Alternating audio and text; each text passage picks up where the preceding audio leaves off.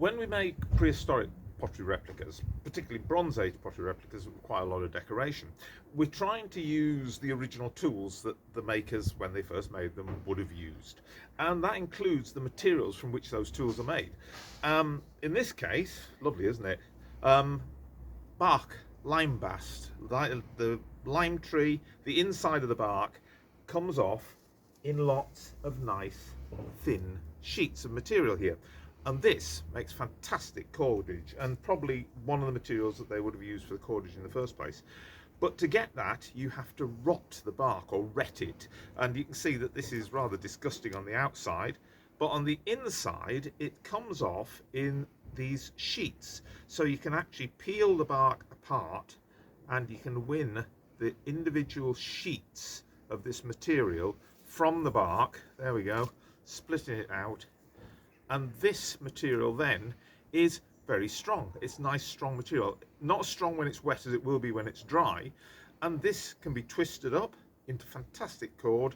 And we've got enough here to make loads and loads and loads of decorating tools.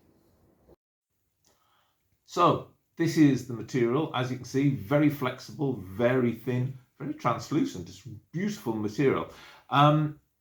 And from this, we can make cordage. It twists very easily, so you can twist it up into a nice, tight single cord. And once you've got a single cord, you can then ply it into multiple cords. And that's what we do.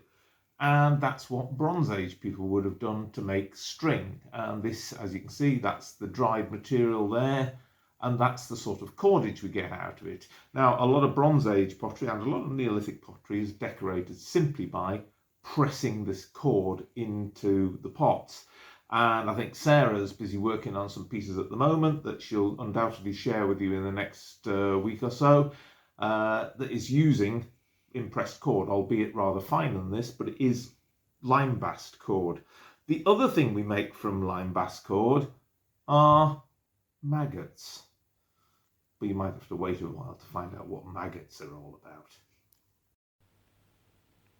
And just to give you some idea of how many tools we do accumulate, working from one project to the next, this is a small selection of our Bronze Age and Neolithic toolkits. You'll see all sorts of stuff in there.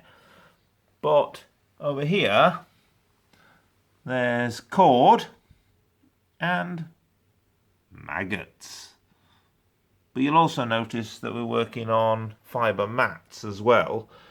There have been finds from Orkney of grooved ware pottery with the impression of grass mats into the bottom of it. So we often work on those mats as well.